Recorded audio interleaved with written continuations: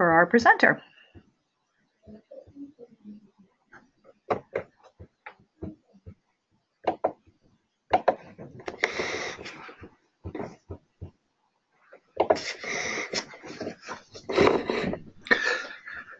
Well, greetings, everyone. My name is Roy Gerstenberger.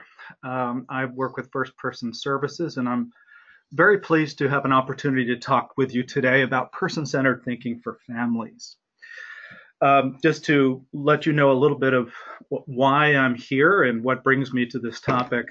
I am a credentialed mentor trainer with what's called the Learning Community for Person-Centered Practices.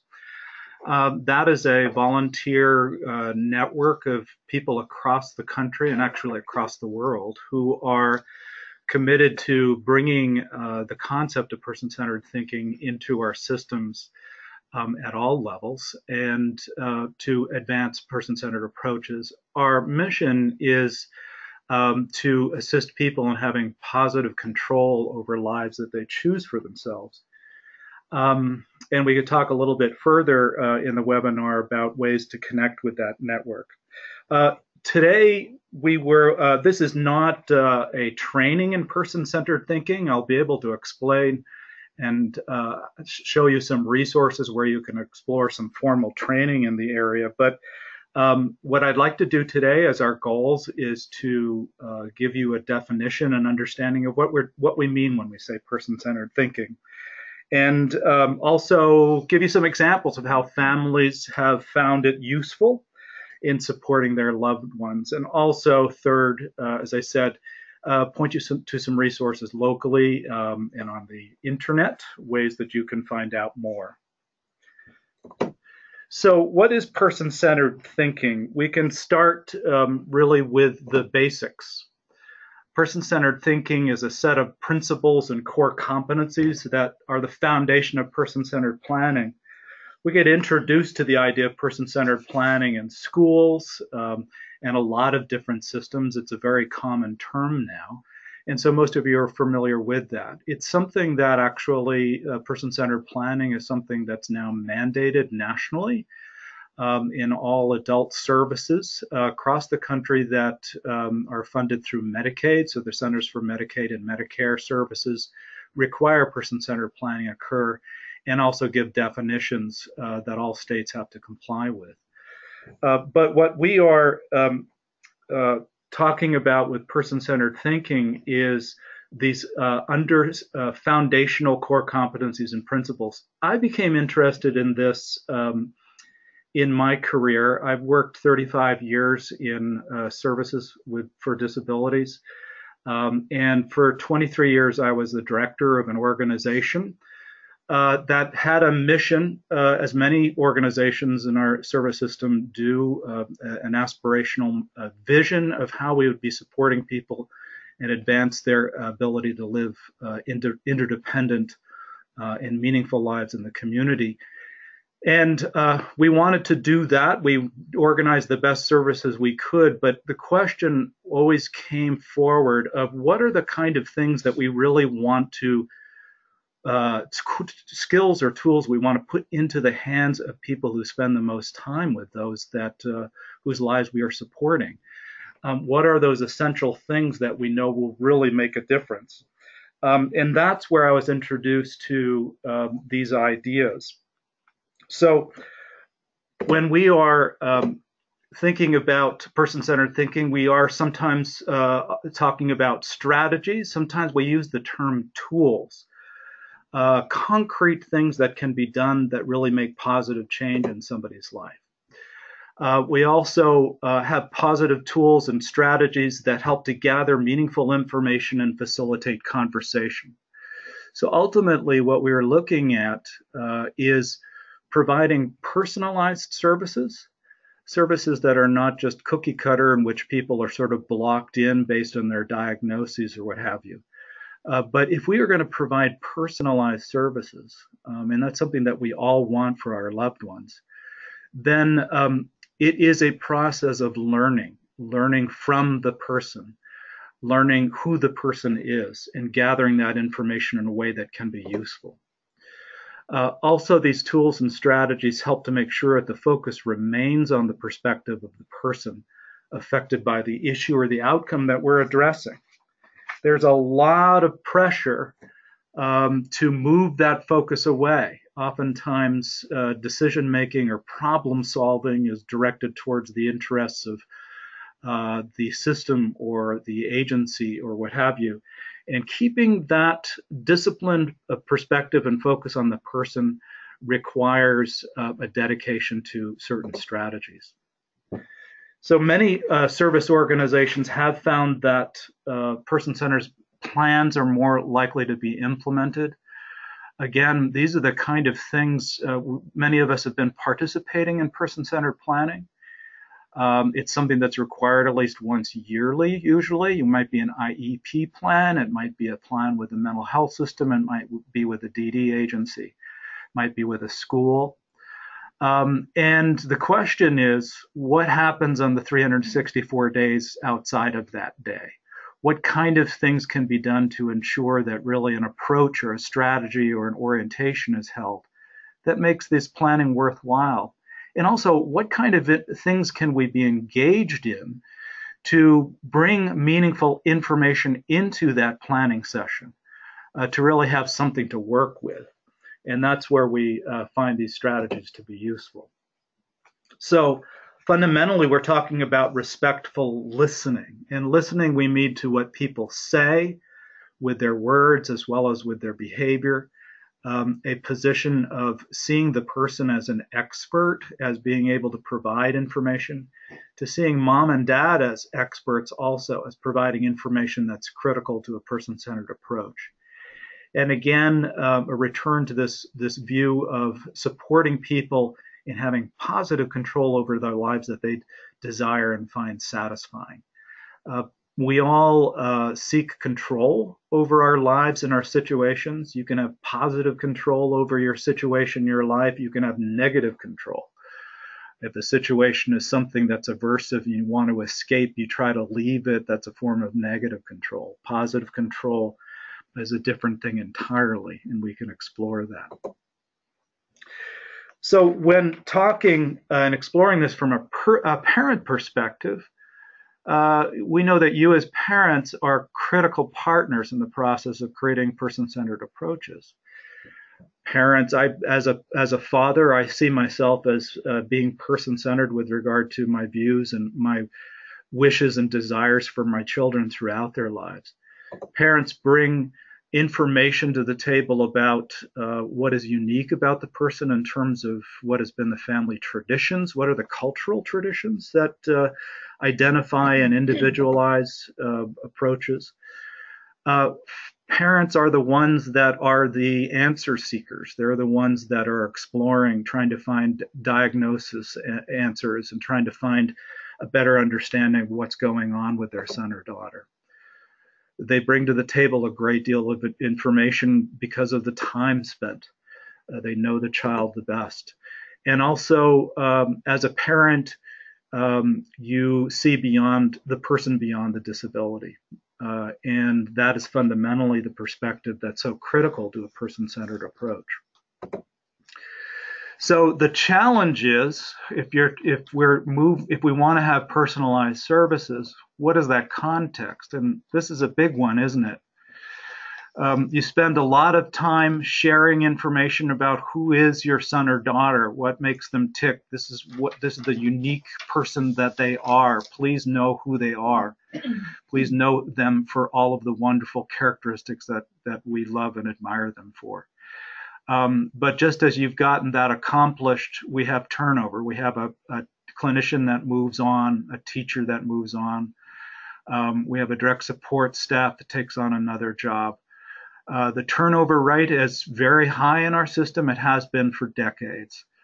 And the reality is that it happens. And what do you do when you are presented with that and you have a whole another challenge in front of you, passing that information on?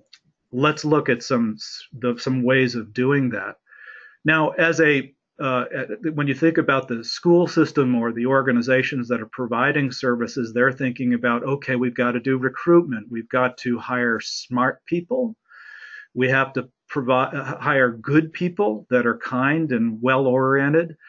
We need to make sure that they have a criminal background check and we get them into place. And then we think about hoping that match is going to be good. But does it have to be just one based on luck? Is it something that we say, let's keep our fingers crossed and hope that this is a really great match and this becomes the person-centered kind of strategy that we all hoped and dreamed of? Or can we talk about skill acquisition? Can we talk about intentionally developing and passing along information and an approach which will lead to a personalized service?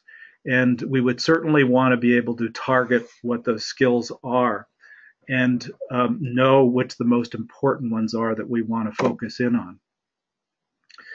So let's start exploring then this idea of the skills and how they're organized in person-centered thinking. This is a core concept that you see in front of you. It's an outline of this concept of what is important to the person, what is important for them, and how do we create a balance. This is for our loved ones that we want to think about creating supports for. This is also relevant to all of us as human beings. It's really, because this is core, it's really useful to be able to unpack this very carefully. What do we mean by these things? They are distinct definitions, and let's explore them a little bit together. When we're talking about important for, we are looking at issues of health and safety and relationship connection. It's important that all of us, that we are engaged in healthy behaviors, that we eat well, that we exercise, that we engage in things that maintain our health and prevent disease and illness. We want this for our loved ones. That is important for them. We also want our loved ones to be safe, to be in safe environments, that environments are not structured in a way in which there's constant danger. We want physical and emotional well-being. We want our loved ones to be in environments in which they are not constantly fearful. And also what's important for, which is not listed on the slide, is the idea of having connection. It's important for people to have connection. So when I go to my doctor's office and I have my annual physical, I know the kind of questions he's going to be asking. I know the kind of things he's going to be recommending around these things, and he'll let me know what's important for me. So if we understand what's important for somebody, there's certain things that we're going to be teaching and making sure this information goes on to the next staff person that's hired, or the teacher, what have you. And that relates to medication, diet. If there's restrictions around that, you got to know that. It also relates to sensory issues. If we know there are certain sensory sensitivity issues, certain things that create a toxic environment, we want to know what those things are, and that information gets conveyed very quickly in early training. We want to know about any public safety concerns, and we certainly want to make sure that information about adaptive equipment that make the environment safe are known and used. If there are specific communication strategies, then that needs to be understood and conveyed. If we are talking on the other side of the ledger, the important to, then what we're describing here is what's important to the person that makes them unique. People who are in their lives, people who are powerful in terms of their relationship and connectedness. What's important to people, to you and I and our loved ones, is to have an experience of status or control, status in terms of position in the family, responsibility in the home environment, things to do and places to go, oftentimes things that are traditional, part of somebody's history and part of somebody's memories. rituals and routines with regard to how holidays are traditionally celebrated and how powerful they may be and how that might change from culture to culture. Those unique aspects are what's important to a person, as well as important things in their lives that they own. This is an object that may have a lot of memories for me or something that gives me comfort.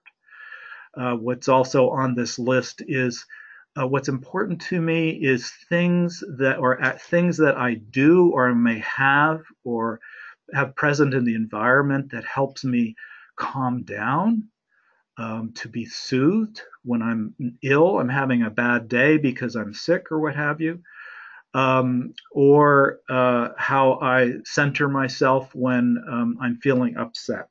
So these are all things that we list on as important too. If these are the things that we want to make sure get conveyed and put into balance with people who are spending the most time with our loved ones, then we're talking about conveying information about who are the people in your child's life that are most influential, what soothes them and calms them when they're sad or hurt, how holidays traditionally been appreciated or celebrated, and what possessions might have the most power and meaning to them. So if we are going to be providing this training, again, going back to my experience in dealing with turnover and needing to make sure that we're getting skills into people's hands and conveying proper information. Oftentimes, you have positions that are open, you're trying to fill quickly and get the person into place as soon as possible. You have limited training resources. How often have you heard that? We don't have a lot of training dollars. Oftentimes, the emphasis is placed on if we only have a few dollars or few resources, which one of these are we going to emphasize? Which one are we going to put first? Important for, important to. And I would say, what we assert is that these are things that need to be both present, and they need to be kept into balance. Traditionally, in support systems in our country, there's been this emphasis on health and safety. That's the first thing you train people. Take a look at the diagnosis. Take a look at the health diagnosis. Take a look at the medication training. Let's get that out of the way. Then we'll get you into place, and then we'll talk later about the other things. But this is traditionally where we've come from, and unfortunately, this means that we often focus on situations that result in people not living a full life and not having a real balance. When we are talking about a balanced approach, we're bringing these into focus. I'd like to go back to the emphasis. If they are out of balance with regard to just emphasizing important to, this is kind of parents' nightmare too, right? I mean, what if it's all about my son or daughter wants to do these things, so therefore that's important to them, and that's what you do. That's what person-centered approaches are. That is not the case. We all have things that we want and desire and that are important to us, but when done in excess, can compromise health and safety. So we need to bring these two into balance. And that is a constant process, something that changes from day to day. So returning to this idea of skills, I'd like to give you today, I'd like to cover just a few of these so you know what we're talking about when we're describing person-centered thinking skills. These are skills that with formal training, introductory courses for person-centered thinking, these skills are presented. People have an opportunity to try them out within the context of a workshop, to learn what it's like to experience them from a recipient standpoint, and also do some trial and error, and also explore and have enough confidence going out of the workshop that some positive change can happen. This is the list of the skills that are covered in a standard introductory approach to person-centered thinking. There's quite a number here. There's a couple more that are also included in our training. One is on supported decision making. There's also some skills that we include related to moving from simply having presence in the community to having good participation in relationships. The ones that we're going to just run through today that I wanted to do with you today at this webinar is these four. And again, we'll talk them through a little bit so you get a sense of what they are and share some ideas of how families have found them to be useful. So starting with the first one, this is one-page profiles are ways of organizing information that helps to really understand who I am as a person. It is a way of organizing specific information and conveying it quickly and in a way that has some power. And it covers three areas. One is, who am I? What do people like and admire about me? Another area is, what is important to me? Those elements that we just reviewed. And a third is, what are best ways to support me? And with those three areas, you can convey a lot of information that's valuable. And we can take a look at those. This is a layout of oftentimes what a one-page profile or description looks like. You can find examples of these on the web, actually. If you just Google one-page profile and person-centered thinking, you'll see all kinds of neat examples. But you can see typically these are, you have a nice photo in the middle. Up in the upper left, you can see what people like and admire about me, or our loved ones, what's important to me on the right, and down below, how to best support me. You can see in this outline, there's also another area that's added in for a good match, characteristics that need to be present or absent. Sometimes families find this is a valuable thing to put right up front and to sort of memorialize on this kind of description. One-page descriptions or profiles are co-designed, so they have a characteristic, a quality of the personality of the person. The photo is their favorite photo. The fonts are ones that they really dig. The colors are their favorite. Different photo pictures around it to make it fun is great. And we often found that by co-producing these, that this can actually be a way of a person providing their own orientation to new people in their lives. Hey, this is my one-page description. Let's sit down on the couch and talk about it a little bit. So the qualities, the like and admire, are really questions of appreciation, what people appreciate about John or Julie.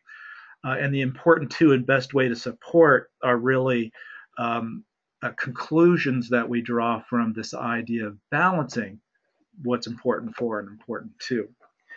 So here's an example that was created by with this little guy named Liam. I know that this is kind of small to be able to see on the web, but you can see it has these traditional sections. Liam's mom put this together to help with a medical appointment, so it has a very specific purpose. You can see that up in the upper right corner. He's 6 years old. He happens to be deaf and blind. He needs to wander around to learn his surroundings, and people need to communicate on his hand so he knows what's going on. And in this mom's experience, she had 2 medical appointments that were coming up. So she put this together and she sent them out to the doctors for them to read before the appointment. One doctor received it, and for the other doctor, it ended up just going into the mail pile. So as a result, Liam had these 2 very, very different appointments. The doctor reviewed the description, found Liam to be an enjoyable little guy, knew how to support him. The other doctor found Liam to be a challenge. The appointment just really didn't go well. But in these sections, I'll read some of the things. So what do people love and admire about Liam? He's silly. He goes with the flow. He's eager to learn. He's a really good hugger. He's bright, good, sweet, and a loving boy.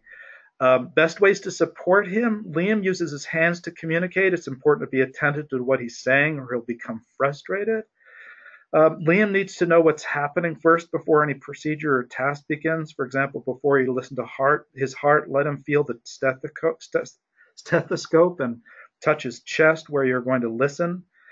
And the things that are important to him, it's important to Liam to know who you are by feeling your identifier, which is some element, whether it's a watch, or ring, or a necklace, or what have you. So you can see how this can be very useful. Here's another one that was created for this little guy named Alex. This, I told you before, you can find these on the web. Some moms and dads put these on the web. This is just something that's found there. Nice little description. I'm a funny guy. I give great hugs. I'm a great singer and dancer. What's important to me? Being at home with my mom and dad and brothers Jacob and Izzy. You can see the relationships there. Going to preschool. I love being at school. Having tomato ketchup at meal times. Put it on the food by myself.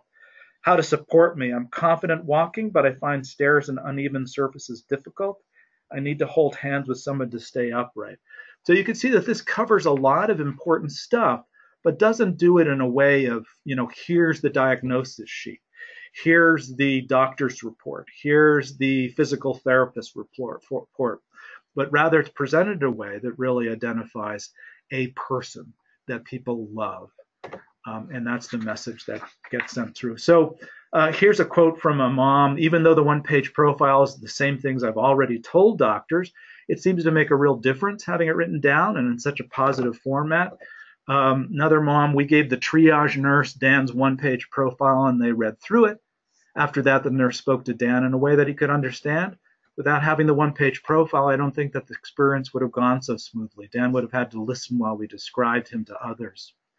So that's their experience.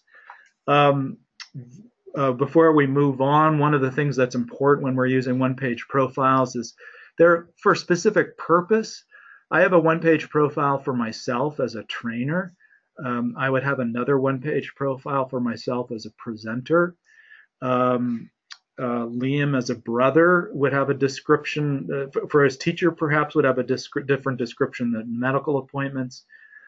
Also, these things are living documents. They get changed over time, so keeping them up to date is important.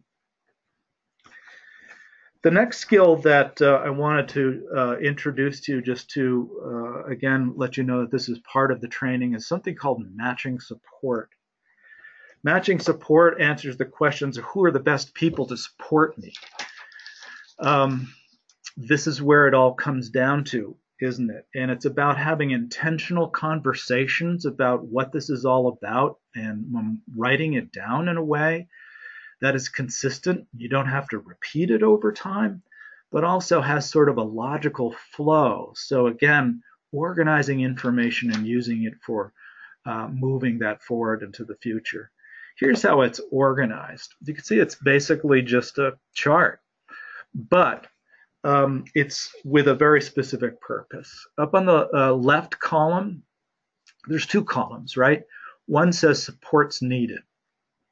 What are the specific areas of supports that are needed when you're finding somebody to match and provide assistance? And with each one of those, what are the skills that are required?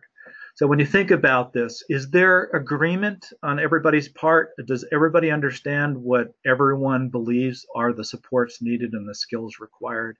Making sure there's clarity is going to avoid a lot of problems down the future. The other upper right section, personality characteristics, what you want and don't want. These are more important than many people take into consideration, right? I had a friend who used a wheelchair and had, she was involved with the Independent Living Center. She had people that she hired to come in and provide assistance for her for bathing and getting dressed.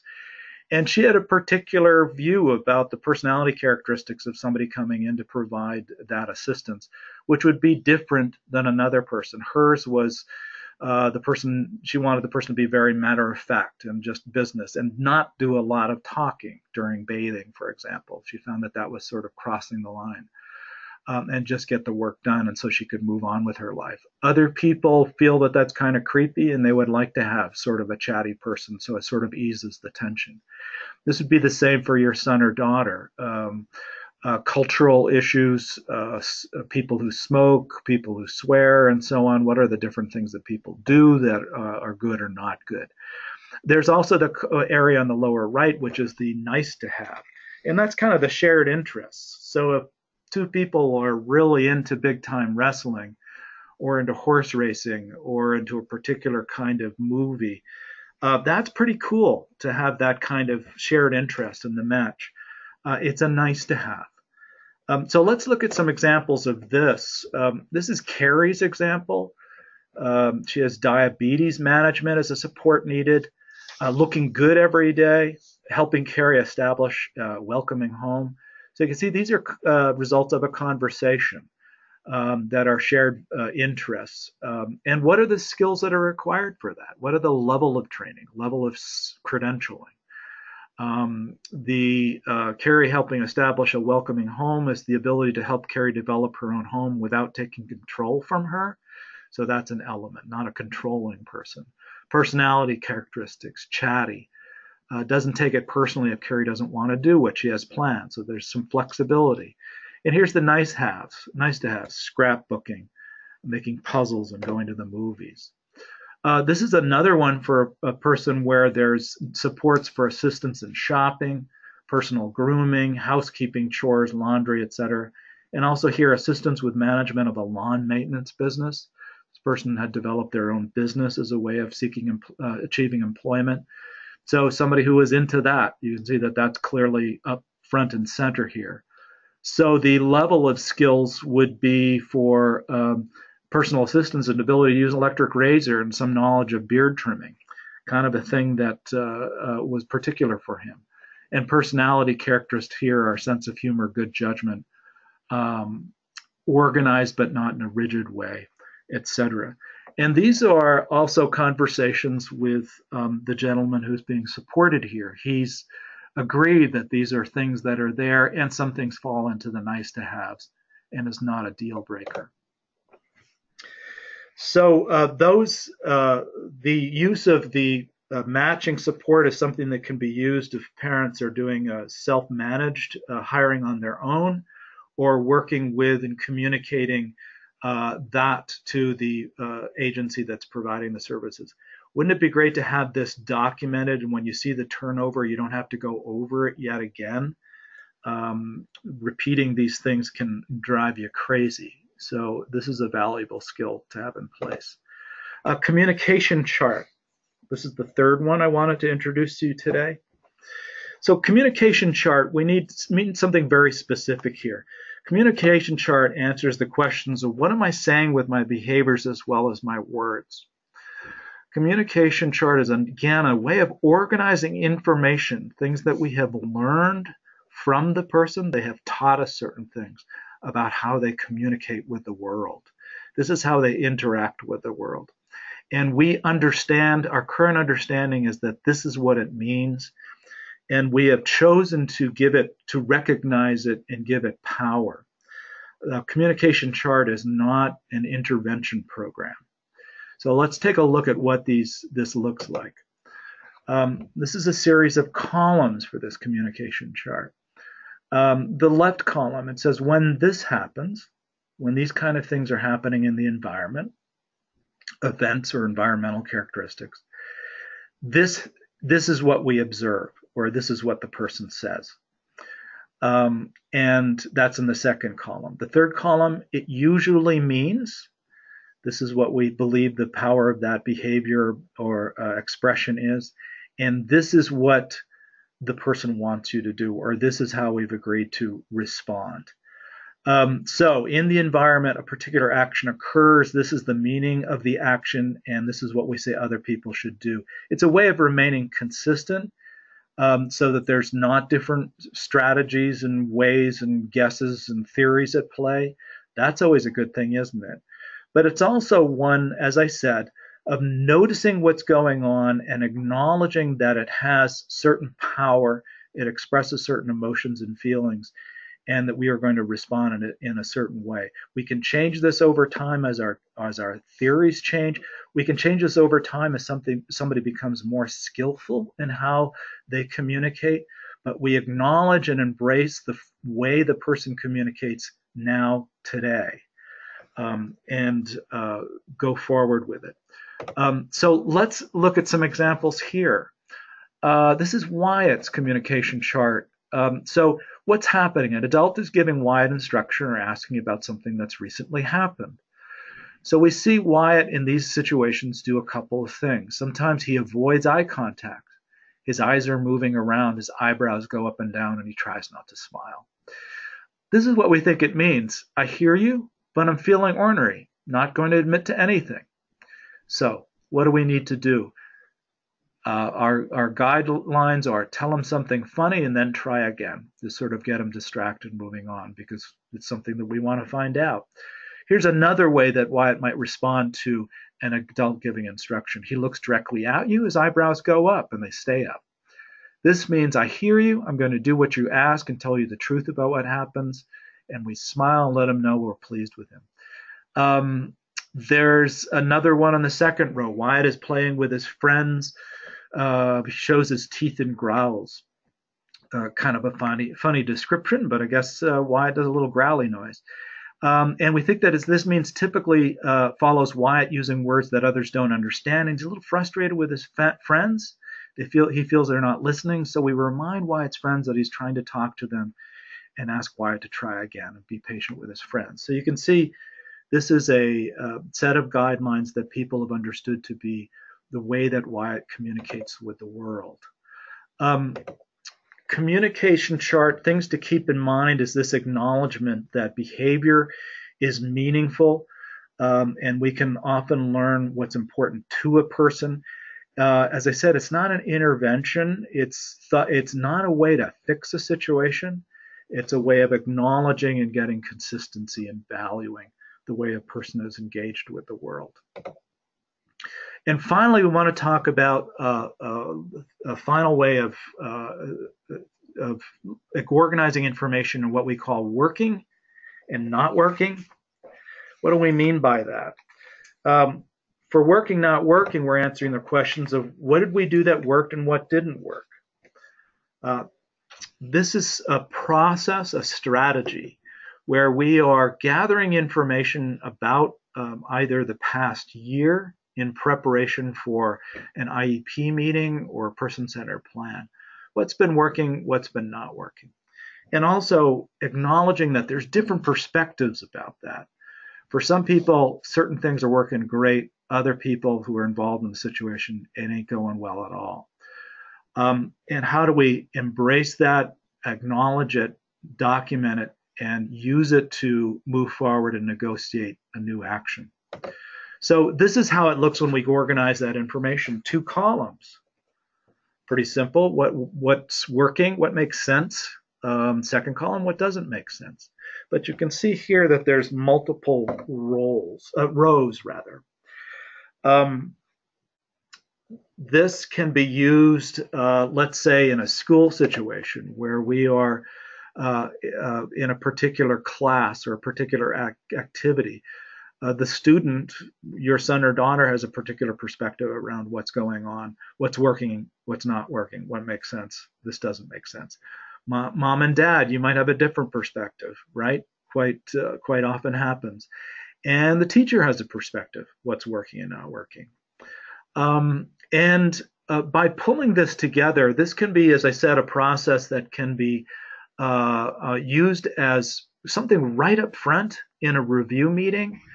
To really acknowledge the different perceptions in the room, acknowledging that everybody's view has some legitimacy, and getting right to the heart of the matter, as opposed to doing an annual review meeting when you're doing progress reports. Those are kind of deadly, right? Where you're looking at, we've met our goal, we're 30% there, and then to have your son or daughter sitting there listening to, did they make it or not? But rather, let's get right to it. Some things are working, some things ain't, and let's talk about that. It's a way to summarize really quickly. It can be done before a meeting, and it can become the agenda, or it can be a process of just gathering their information at the beginning.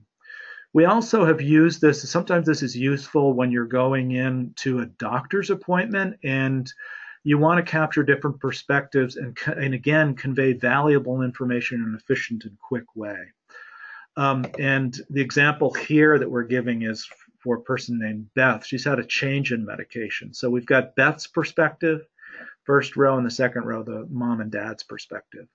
So there was a medication change. From Beth's perspective, what's working right now? Nothing. We asked Beth. She's basically saying, I'm just not pleased. There's nothing to put in this box. Over on the right, this is what we're learning about Beth, what doesn't work. We think she's dizzy and afraid of falling from the medication. She can't walk as well as she did before the new med. We're finding that she's often angry. That wasn't happening before. Mom and dad's perspective, what's making sense? The seizures have gone away. So this is something doc needs to know right away. It does make sense that the generic medicine is less expensive than the brand name. They switched from brand name to generic. So seizures have gone down. They're saving money. So that makes sense.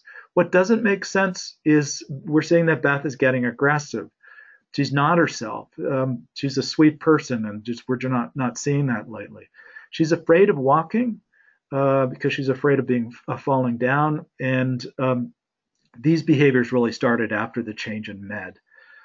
So if there's a med review and it's only 15 minutes long, and the doc psychiatrist sees this, it's a quick way of getting this information across. So here's some parents' reaction to using these kind of things. My 15-year-old daughter has often had to take a back seat. She lets us know the issues affecting her, and we work together on what we can do to rectify this. We've always talked about things, but having something to refer to, this working, not working, has certainly lessened the arguments and stress in the family. So again, if you are writing down, Beth or Johnny, what's making sense about this and what's not making sense? Let's write it down, and you'll see that we're listening to this. So it's an experience of being heard and listened to. And this is what mom and dad's perspective is, working, not working. And we're going to acknowledge that, and let's negotiate going forward. Another perspective, by using the what's working and not working, I've been able to have better conversations with my son's teachers. It has helped me to frame the things that are not working as a request for a solution that I wanted to work with professionals to find. So it is sort of a symbolic view that, hey, there's two views here. Here's the things that we keep in mind when when we learn about using these skills. One is that a discussion follows, and it's with an attitude and a posture of finding common ground. Hey, let's celebrate the areas that are working, that are the same. We're agreeing to those things. The other is to honestly capture people's perspective, not to bias them in certain ways, and to write it down, as it's said. And thirdly, it's important to be unconditionally constructive. And so what we mean by that is if somebody's facilitating this, or even if you're one of the parties in the process using this skill, this tool, it's an approach of being not taking sides, that we're going to try to get to a resolution. And what I also think about this is that there's on this point is that it's not of having an agenda. So if the point of a meeting is, our agenda is to convince this party that this is the outcome, either because our lawyers told us so, or because, that's our job, or whatever the case may be, then I found in my experience that this doesn't work, because people just sort of pile up one column. But it has to have this unconditionally constructive kind of orientation. So that's it in terms of the 4 skills that I want to review with you today. I want to just sort of summarize that person-centered thinking, as we've described. It's based on having the person at the center of the process, helping people and having a commitment to achieving what's important to a person now and in the future, and really this posture of listening, learning, and taking action, a promise to take action about what we learn, as an important element of the whole process. I wanted to just give you some resources before we finish up. First person services, I told you is an organization that I work for. This is the web address there. I mentioned the Learning Community for Person-Centered Practices. There's the web address there. That has a lot of, you'll find other references to the skills that I've described, as well as Helen Sanderson Associates. You can see that this is a UK web address. That's a great website. You can go there and you can click on the person-centered thinking elements, and they'll show you exactly other templates for what I've described today. She's really big on also some learning opportunities that can happen on the web. There is an introductory course that's offered to learn just the basics about this. It's 12 hours, which can be broken up into blocks of like 3 hours, 4 times. We've organized them, certain days of the week in an evening, for example, and do it for 4 weeks. We've done it for half days, over 4 days. The process is learning the skills. The second day, how we organize the training now is kind of nifty. We break into pairs and you develop a person-centered description for a partner. So it's really fun to have that firsthand experience. There are these the intro trainings are offered through First Person Services. You can contact me about that. Also, Howard Center runs them now. As a mentor trainer, I've credentialed a trainer there. I've credentialed a trainer at HCRS in Springfield. And also Green Mountain Support Services has a trainer, and they provide regular intro trainings. Here's my contact information. Love to hear from you. If you have questions, you'd like to learn more, any question you have. I love helping people explore this and helping them along on their journey. So give me a call or write me an email. I'd be glad to meet with you in person as well. And I'd love to answer some of the questions you got. So we have a few. Let's start with the first. What's important to my daughter frequently conflicts with what is important for her. What advice would you give to a parent when this happens? That's not unusual situation at all. So I go to my doctor. He explains things that are important for me. So Roy, how much exercise are you getting lately? Well, I take a walk on the weekends. I like to go off on trails, and I take my dog for a walk. Well, you really should walk 45 minutes a day. That's important for me, right? Sure. Thanks, Doc. And do you think right after the appointment, I go for 45-minute walks? Do I do that every day? No, I balance that with what's important to me. People make compromises with regard to, hey, another recommendation, Roy, you should lose 15 pounds. Do I go on a diet right away? No, if it's a stressful day, I might, have ice cream because it's one of those things that comfort or soothe me or what have you. This is the point of balance. So they are always in, I wouldn't say tension, but they're things that we need to figure out, and they will change day to day. If I find out that either my weight or exercise is going to lead to, probable serious health impairment, so I'm not going to be able to meet my grandchildren, then suddenly that shifts considerably, and that's when I start saying, yeah, I'm going to the gym. Now's the time I'm going to really make those changes. So how do we deal with that? It is one of first of all acknowledging the important to as well as the important for, and negotiating through those. And oftentimes there's a lot of ways of learning about what's important to and for from our kids, even if they don't communicate with words. So sometimes, when we're looking at the working, not working, or communication chart or what have you, we need to become skillful. And again, this is something we do in our workshop of what do we learn about what's important to somebody from, for example, what makes a good day or a bad day, and what's working, not working. So good question. Is it necessary to be trained in person-centered thinking and planning for it to be effective? And what is the minimum training for parents? What training does the person at the center need? Thank you for that question.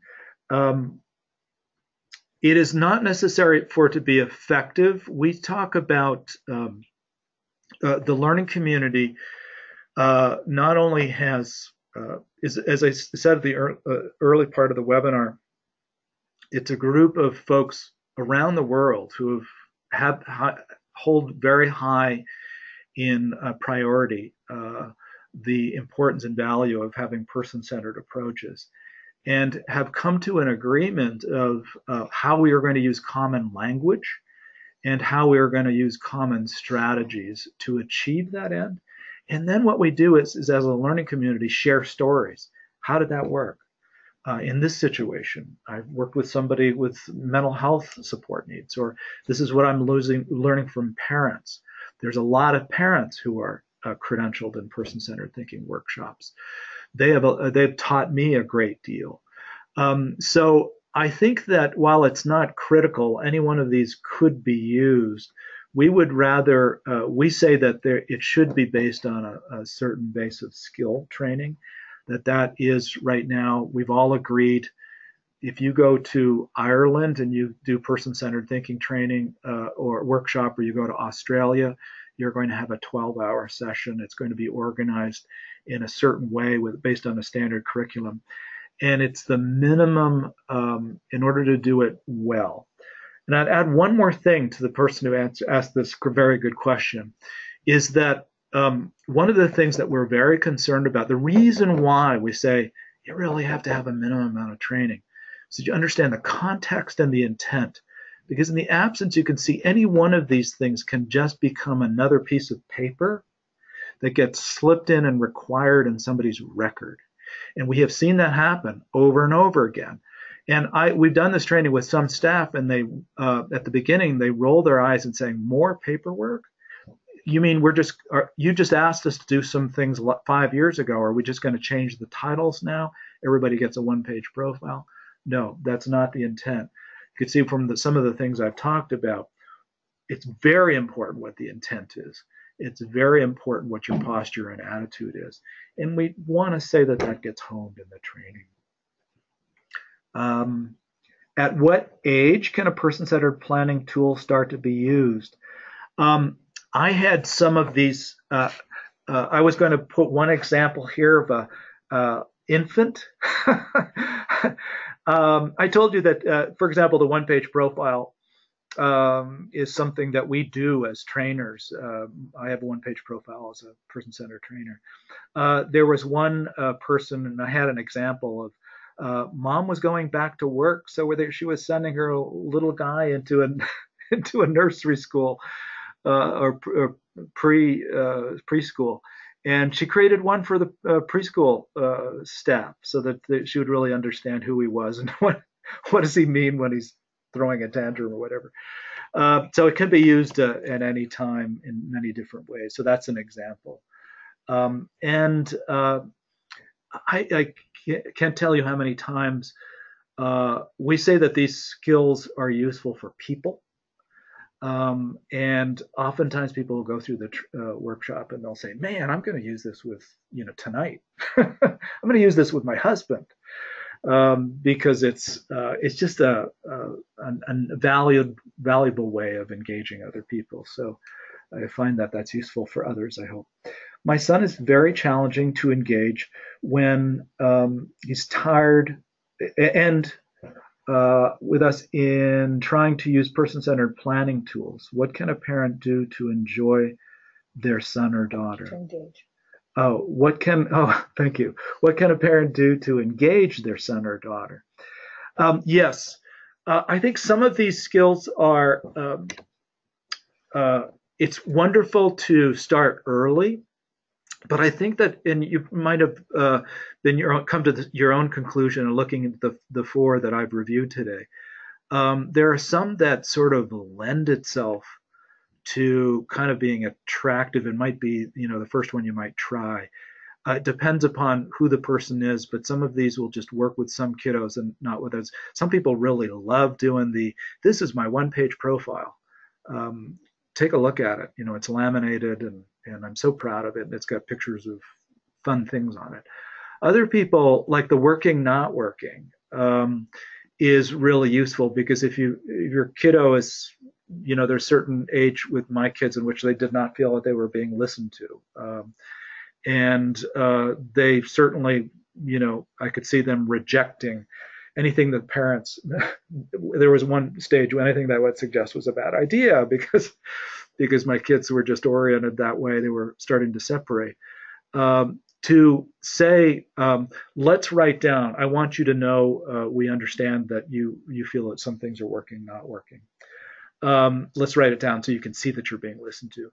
I want to tell you an example too. We were creating supports for a young woman who was needing assistance in an apartment and on occasion, and we were doing person-centered planning. She had a head injury. So the one of the impairments that she had was memory. She was very, very smart. She had a master's degree. She often became extremely angry at us. Why? One thing, we screwed up a lot. But another thing is that she never felt that she was being heard. And we were often finding, and she would come in and she fired her staff. She would basically, fired everyone. and we were on our sort of second round. So everybody needed to do better. So one of the things that we did during one session is we did a working, not working up on the wall. And we said, let's really make sure we map this out. By the end of the conversation, she started crying and she said, I just never felt that anybody was listening to me, and now I know. And now we were saying, gosh, we knew this was going on, but unless it was actually there, it never felt real. So some of these things can be sort of symbolic value. You'll just find that are better for your kiddo. Should a team consider the level of funding and the availability of certain programs when putting together a person-centered plan? It seems that what people really want is often not an option in the current system of care. Yeah, I mentioned to you that person-centered plans are required nationally. The Centers for Medicaid and Medicare Services, or CMS, now is mandating that every state provide individual person-centered plans for everyone who has funded services through Medicaid. And states need to, have transition plans. There's a point in the near future, 2023, I believe, if the states are not providing person-centered plans, they can no longer use Medicaid money. It just sort of drops off the cliff. So a lot of states, not Vermont, but a lot of states are doing a lot of catch-up. Now, they didn't just say a person-centered plan, put that label on it. They indicated what it needs to be, and it is a planning process that's optimized to be driven by the person. It's a process that in which it's required that resources are explained, choices are given, explanations are given about what's available in terms of formal funding, but also natural supports and other kinds of resources. But there's an obligation to really research those, that it's not a menu-driven process in which you say, this is what the state of Nebraska or the state of Vermont funds, this is what you can get, otherwise you're on your own. It has to be everything. So the other thing is that's implied with the question is around funding for planning itself. Different states write into their we talk about Medicaid as the primary source for adult services in the community. This is a federal program that each state agrees to with the federal government. When each state designs their plan for approval by the federal government, they can identify whether or not planning specifically is funded in a specific way. And some states have created some nice mobility for that. They say this is a specific amount of dollars that families can use for the purpose of planning. They can go find who they want to do the plans, and the money goes with them. So that's valuable. Some states build it into the rate that's already given, and it's a matter of negotiating and hopefully working with a good agency that, and the agencies in Vermont are wonderful in exploring how that can be used for a particular kind of plan. So that is a challenge, and I understand, um, and would be happy to work with people on that too. This has been a lot of fun. Thank you so much for taking the time to be present with this webinar and spend this time together. Good luck and have fun. Wanted to thank everybody for joining us to our webinar today. Remind everyone that you can visit our website, which is vermontfamilynetwork.org, where you can find a lot of helpful resources, a list of all of our upcoming webinars. And also, we're going to be saving this webinar and Roy's PowerPoint to our website, and then the webinar will be available on our YouTube channel. If you'd ever like to talk with someone at VFN, we'd love to hear from you. Our toll-free number is 1-800-800-4005. Have a good day.